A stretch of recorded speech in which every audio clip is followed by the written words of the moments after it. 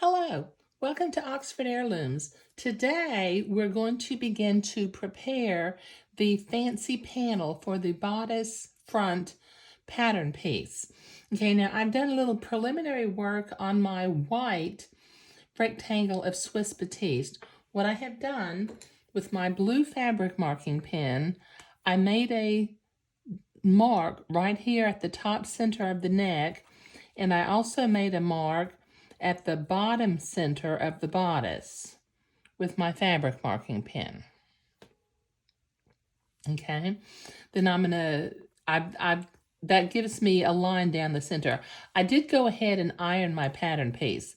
The next thing I did was I measured 1/4 of an inch below my dot at the top center of the neck, and I put another dot. Now, what I'm going to do next, using my friction erasable pen, I'm going to line up my dots because eventually we're going to want to cut this piece of fabric in half for it to go on either side of the bodice. So using my friction erasable pen, I'm simply going to draw a line that I can eventually cut. Yeah, there, I can see that. Okay. All right, now I'm not setting that aside quite yet. What I need to do next is I've got a piece of my wide Swiss insertion. Okay, now I kind of estimated the length until I found where my top center of the neckline was going to be. Now, I like for when I create these garments, I know I'm going to have a 1/4 of an inch seam allowance up along the top when I attach the entredeaux and lace. So at the top of one of the designs, I put a little mark so that when I do my neckline, the entire little swirl will show rather than it starting like, you see how this one appears, well, I guess that's, well, I don't want it to start halfway through the design. I want the neckline to start at the top of the design. Can you see that? Okay. All right, so now the other thing that I did was, since this Swiss insertion is one-sided, I carefully looked at both sides until I saw this is the side where I can see the bobbin threads. So this is the front. So I wrote the word TOP near the top of my Swiss insertion. Okay, now lining this up, lining my two top dots up, I can see them through the fabric, and I brought it down here to the bottom. I went ahead and I made a mark about where I'm going to end up cutting this off, because that will be the bottom of the bodice piece. So using my fabric cutting scissors, I can simply line up those two marks and cut it across. Okay. All right, so I'm going to set this white rectangle aside for just a minute, and we're going, and the pattern piece also. Okay, now we're going to begin to prepare to put the insertion lace on either side. Now, as I mentioned, this is Malines lace, so it's one-sided, and it also, if you can see these little flowerets or leaves, whatever they are, they're directional. So I'm going to want to make sure that when I attach this edging, I'm going to be doing 4 pieces. I'm going to be doing edging, and then my decorative beading, and then another row of Swiss insertion next to it on either side of the wide Swiss batiste. So the first thing I need to do is I need to use my embroidery scissors, and I need to trim one side of this wide Swiss insertion. So this will take me a minute to do. Okay, so I have trimmed one side of my wide Swiss insertion. I'm going to work it on one side at a time because that kind of helps me to stay organized. Now I have my Malines lace oriented where the fuzzy side is facing down and the little leaves and flowerets are pointing up. So I'm going to set my sewing machine to a zigzag, the right stitch length and stitch width for sewing entredeaux. Let me move the camera and zoom in a little bit. And then what I'll be doing is I'll be using the technique of attaching lace to entredot and zigzagging the entredot, well, the entredot ladder that's on the wide Swiss insertion to my Moline lace. So just stay organized. You know, check your Moline lace, you know, as they say, you know, measure twice and cut once. So I would look twice and sew once, or even look 3 times.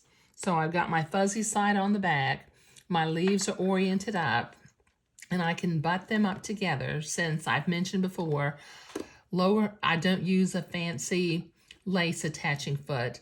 Lower my needle in so that my needle is just inside the entredot ladder and not stabbing it.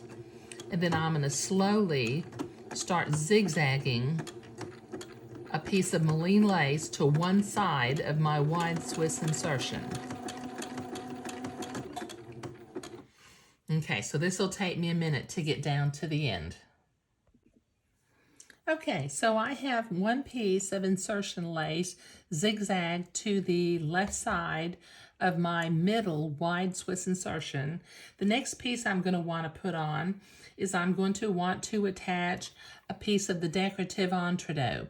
Now, what I'm going to do, notice where I've cut the decorative entredot. There's two little beading holes, and then some decorative entredot, more decorative entredot, 2 little beading holes, and it alternates going up the length of the entredot. I'm going to want my entredot beading to be symmetrical or mirror images on both sides. So I'm going to start this down here at the bottom. So I'm going to trim one side. Well, I have to think of what I'm going to do is I'm going to cut a piece a little bit longer than what I need, and this piece will be for the other side, so I'm going to set it aside. So I need to trim one side of this entredot with my embroidery scissors. Just once again, just staying close to the entredot ladder without cutting the ladder itself. So this will take me a minute to do.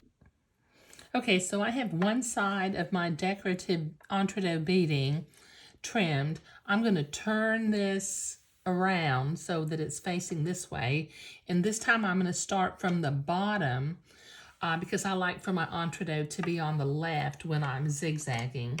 And I'm going to come over here to the sewing machine, butt the entredot up with the lace,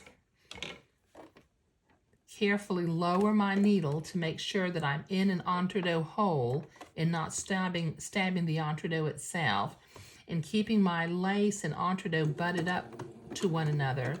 I'm going to carefully sew one side of the entredot beading to my insertion lace. But this will take me a minute to do, and I go slowly because it's just easy to lose control. Oh, sorry, that was way off camera.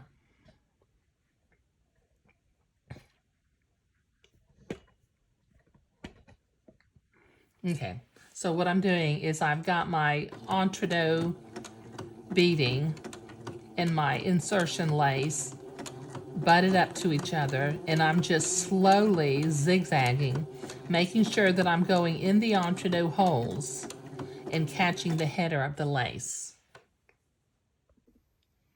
Okay, so I've got my decorative beading sewn to one side of the Swiss insertion. Now it's time to put another piece of Swiss insertion next to it. So I'm going to have to trim my entredot in a minute, but I'm going to have to also be very careful that my Moline lace has the fuzzy side to the inside. That's why I've got the word top, T-O-P, spelled out so that I can stay oriented to what's the outside of the garment and what's the inside of the garment and what's the top and what's the bottom. So this will take me a minute to trim my decorative entredot beading again. Okay, so I have my entredot beading trimmed. I have checked and double checked and even 3 times checked the orientation of my lace and the front back of the Moline lace. I still have my machine set for a zigzag, so I'm going to bring these pieces over to the sewing machine.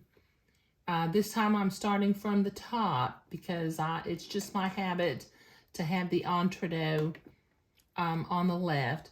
I'm going to slowly lower the needle to where it's in the entredeux ladder and not stabbing it. And then I'm going to begin to zigzag this entredeux beading to my insertion lace. Going slow because it's real easy to lose control of this. So this will take me a minute to do. Okay, so I've got my wide Swiss insertion in the middle, 1 piece of 3/4 inch insertion lace. I've got my entredeux beading and another piece of insertion lace. The next thing that we're going to do is we're going to attach it to the batiste, but we need to have a piece of entredeux to do that. So I'm going to measure a piece of entredeux about the same length as from the top to the bottom of my panel, and I'm going to cut it.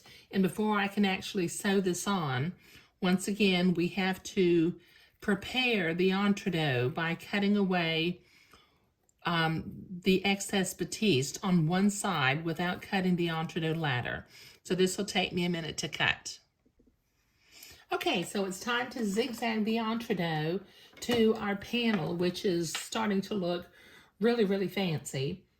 Okay, so butting the lace up to the entredeux, lowering the needle to make sure it's in the entredeux hole and not stabbing it. I will begin to zigzag this piece of entredeux to my lace insertion.